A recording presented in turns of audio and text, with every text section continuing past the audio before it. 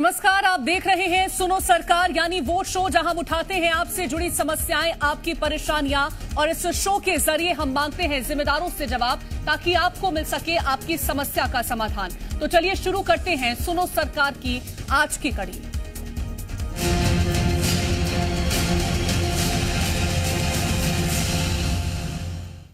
चुनावी प्रदेश मध्य प्रदेश में एक नया दौर शुरू हो गया है, जहां छात्रों की पढ़ाई तो जारी है लेकिन उनके एग्जाम नहीं हो रहे। ऐसे में एक या दो मामले नहीं बल्कि कई मामले सामने आ चुके हैं, जहां छात्र समय पर परीक्षा कराने की मांग को लेकर के सरकार से गुहार लगा रहे हैं। ऐसे में सवाल है कि क्या मध्य प्रदेश में परीक्षा की प्रथा खत्म हो चुकी है? क्या मध्य प्रदेश में बिना परीक्षा छात्रों को डिग्री दी जा रही है या फिर मध्य प्रदेश में छात्रों के भविष्य के साथ खिलवाड़ हो रहा है?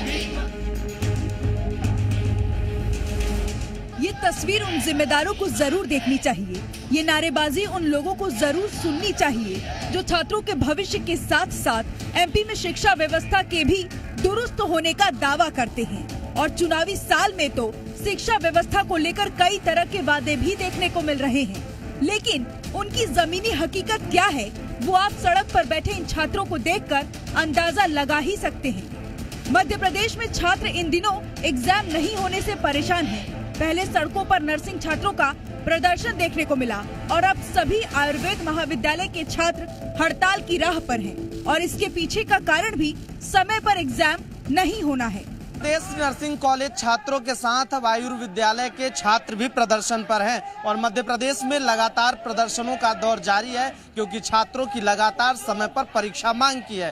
क्योंकि नर्सिंग छात्रों का 3 वर्ष से एग्जाम नहीं हुआ और जो आयुर्वेद पढ़ाने वाले BAMS के छात्र हैं ये 1.5 साल पीछे चल रहे हैं, जबकि इनका एग्जाम 4 सालों में परीक्षा और साथ साथ रिजल्ट भी कंप्लीट हो जाना था। लेकिन मध्य प्रदेश में शिक्षा व्यवस्था किस तरह से बदहाल है और स्थिति आप देखकर अंदाजा लगा सकते हैं, क्योंकि छात्र लगातार मध्य प्रदेश में लामबंद है।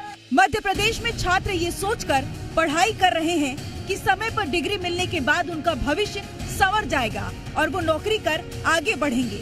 लेकिन जब समय पर परीक्षा ही ना हो तब भविष्य कैसे सुरक्षित किया जाए? 19-20 चल रहा है सर, वो 1 साल 7 महीने से लेट है, जिसके कारण सर जो हमारी डिग्री सामान्यतः 5.5 साल में खत्म हो जानी थी वो 6.5 और 7 साल तक पहुंच जाती है, जिससे 1 से 2 साल तक आर्थिक बोझ अपने आप जो आयुर्वेद छात्र हैं वो अपने परिवार वालों पर बने रहते हैं। हमेशा छात्रों को इस यूनिवर्सिटी से मांग करनी होती है, लेकिन कभी भी यूनिवर्सिटी एग्जाम का टाइम टेबल घोषित करती है, फिर अपरिहार्य कारणों से उसे आगे बढ़ाना पड़ता है। हमेशा यही देखने को मिलता है, 6-6 महीने 1-1 साल यहाँ पे बच्चों की एग्जाम लेट हुई। एक तरफ छात्र प्रदर्शन कर अपनी मांगे सामने रख रहे हैं, अपने भविष्य से खिलवाड़ नहीं करने की गुहार लगा रहे हैं, तो वहीं दूसरी ओर सियासतदान अपनी सियासत में व्यस्त नजर आ रहे हैं।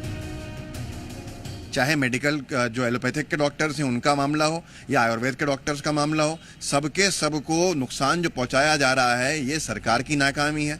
हर वर्ग आंदोलित है। अभी तक सुनते थे सिर्फ जूडा की हड़ताल होती है, लेकिन अब तो अब आयुर्वेदा का हो, होम्योपैथी की हो, किसी की भी हो, नर्सिंग की हो, सबकी हड़तालें हो रही हैं। सरकार सुनने को तैयार नहीं है। सरकार सुने और उनकी समस्या का समाधान करे। वैसे भी सरकार जाने वाली है, 2 महीने का इनके पास समय है। आजा संहिता लग जाएगी तो और भी समय नहीं बचेगा। कमलनाथ जी की सरकार आके वैसे भी करेगी, तो इससे पहले बीजेपी की सरकार जाते जाते कम से कम इनका सुन के जाए। देखिए, ऐसा है कि चुनाव के समय समाज के विभिन्न वर्ग आंदोलन करने का प्रयास करते हैं और अपनी मांगे रखते हैं, ये उनका अधिकार है। लेकिन कांग्रेस पार्टी इस मामले में बड़ा घृणित रवैया रखती है और जो समाज के दूसरे वर्गों का कोई प्रकरण है उनका राजनीतिकरण करने का प्रयास करती है। मैं समझता हूँ ये सारी बातें राजनीति का विषय नहीं है और राजनीतिक मुद्दों पर राजनीति कांग्रेस करे, यही बेहतर होगा। तो सुना आपने, बीजेपी का कहना है कि ये सभी प्रदर्शन चुनावी साल में ही हो रहे हैं और चुनाव के दौरान ये प्रदर्शन होते ही हैं। ऐसे में सवाल खड़ा हो रहा है कि क्या अब छात्रों का भविष्य भी राजनीति के भेंट चढ़ेगा?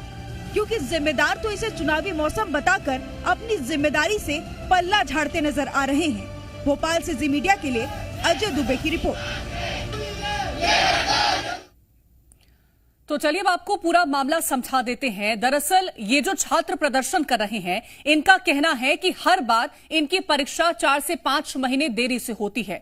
दूसरे राज्यों की तुलना में छात्रों का कहना है कि इनकी परीक्षा में हमेशा देरी होती है और इस कारण से जो डिग्री इन्हें 5 साल में मिलनी चाहिए, वो डिग्री इन्हें या तो 6 साल या फिर 7 साल में मिलेगी। और इसके पीछे का कारण ये है कि 2018 और 19 का जो बैच है वो 1 साल 4 महीने पीछे चल रहा है और जो 2019 और 2020 का बैच है वो 1 साल 7 महीने पीछे चल रहा है। यानी कि परीक्षा समय पर नहीं होने के कारण छात्रों का सिलेबस पीछे है और अब इन्हें इतनी ही देरी के साथ ही डिग्री भी मिलेगी। ऐसे में सवाल है कि इन छात्रों का जो 1.5 से 2 साल का समय बर्बाद हुआ, उसका आखिरकार जिम्मेदार कौन होगा?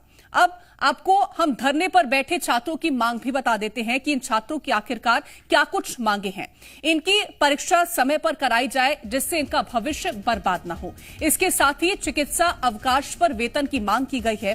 वहीं छात्रों ने मांग की है कि उनका स्टाइपेंड बढ़ाया जाए और उसे सीपीआई से लिंक किया जाए, जिसके बाद उन्हें कई तरह की सुविधाएं मिल सकेंगी। तो ये छात्रों की मांगे हैं। लेकिन मध्य प्रदेश में छात्र अपनी मांगों को लेकर प्रदर्शन कर रहे हैं और जिम्मेदार इसे चुनाव से जोड़ करके अपनी जिम्मेदारी से पल्ला झाड़ते नजर आए।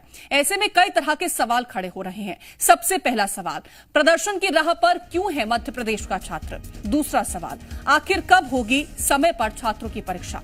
तीसरा सवाल, शिक्षा व्यवस्था दुरुस्त होने का दम भरने वाले मौन क्यों है? चौथा सवाल, क्या मध्य प्रदेश में सुरक्षित नहीं है छात्रों का भविष्य? पांचवा और अहम सवाल, छात्रों के भविष्य के साथ खिलवाड़ आखिरकार कौन कर रहा है? कई तरह के सवाल इस बीच खड़े हो रहे हैं। ज्यादा जानकारी के साथ संवाददाता अजय दुबे भोपाल से जुड़ गए हैं। अजय, चुनावी साल है, हड़ताल तो होगी, ये कहना है जिम्मेदारों का, तो क्या छात्रों को एग्जाम नहीं होने दिए जाएं क्योंकि चुनावी साल है? भविष्य के साथ खिलवाड़ होने दिया जाए क्योंकि चुनावी साल है? हर वर्ग परेशान है, सड़कों पर बैठा है, प्रदर्शन कर रहा है, करने दिया जाए क्योंकि चुनावी साल है? देखिए, मध्य प्रदेश में छात्रों का भविष्य अंधकार में है। चाहे वो नर्सिंग छात्र हों, चाहे आयुर्वेद के छात्र हों, तमाम छात्र आज प्रदर्शन की राह पर हैं, क्योंकि मध्य प्रदेश में तमाम जो छात्र हैं वो लगातार प्रदर्शन कर रहे हैं, क्योंकि सरकार दावा कर रही है कि छात्रों का भविष्य सुरक्षित है। लेकिन मध्य प्रदेश में ये दिखाई नहीं दे रहा कि मध्य प्रदेश के छात्रों का भविष्य सुरक्षित है। हम लोग अभी मौके पर मौजूद हैं। ये खुशीलाल जो है संस्थान है जहां पर छात्र लगातार इसी तरह राजधानी भोपाल सहित तमाम कॉलेजों में प्रदर्शन कर रहे हैं। इनकी मांग है कि स्टाइफंड बढ़ाई जाए और साफ तौर पर ये तमाम वो छात्र हैं जो मध्य प्रदेश की स्वास्थ्य व्यवस्थाएं देखेंगे। लेकिन आज शिक्षा व्यवस्था ही वेंटिलेटर पर नजर आ रही है, क्योंकि ये छात्र लगातार मांग कर रहे हैं कि स्टाइफंड बढ़ाई जाए और समय पर एग्जाम कराया जाए। लेकिन स्थितियां बद से बदतर हैं। छात्र हैं, उनसे ही जानेंगे क्यों, क्या मांगे आप लोगों की, कितने सालों से एग्जाम?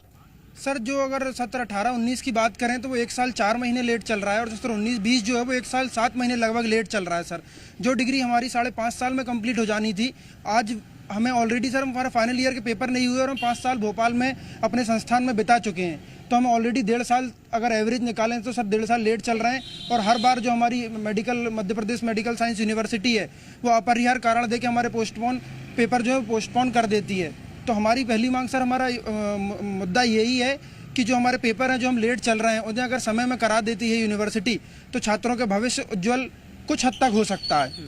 कितने सालों से आप लोगों का एग्जाम नहीं, कितना लेट चल रहा है? हर बार का ये है कि हमारा मतलब जितना जो टाइम लिमिट होनी चाहिए उसमें पेपर होते ही नहीं है। 1.5-2 साल तो मतलब 2 साल तो ऑलमोस्ट लेट होने वाला है हमारा। 5.5 साल की डिग्री जो है वो 7, 7.5 ऐसे ही हो रही है। अब स्टाइपेंड कितना है और कितने की मांग हो रही है? कितना?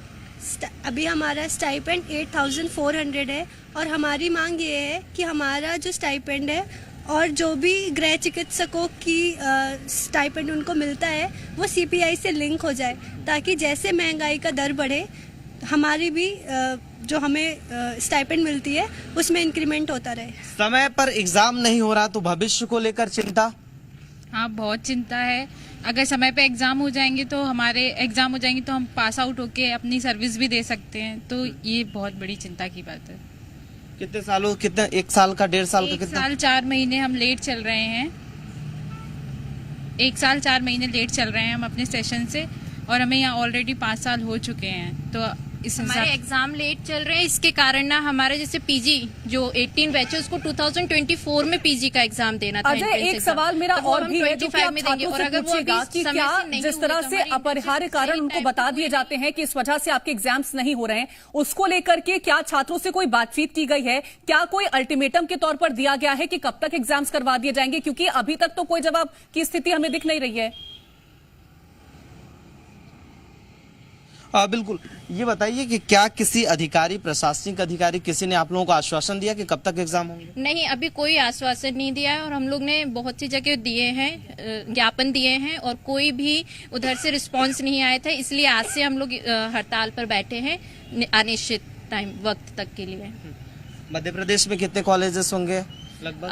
कॉलेजेस बहुत हैं, पर 7 गवर्नमेंट कॉलेजेस हैं और सभी जगह लगभग सभी लोग बैठे हैं क्योंकि सभी परेशान है, क्योंकि समय पे डिग्री नहीं हो रही है तो फैमिली प्रेशर अलग है और खुद भी लगता है कि कब हमारी ये डिग्री पूरी होगी।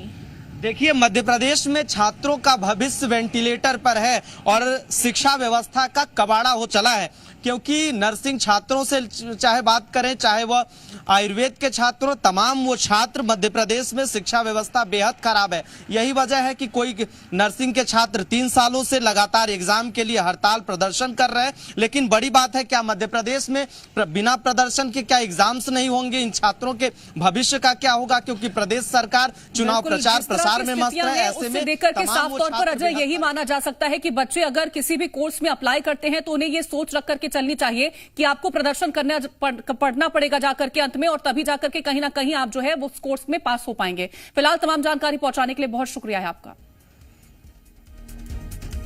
और बुलेटिन में तमाम बड़ी खबरें हमने आप तक पहुंचाई हैं। फिलहाल वक्त एक छोटे से ब्रेक का है। ब्रेक के उस पार खबरें लगातार जारी रहेंगी।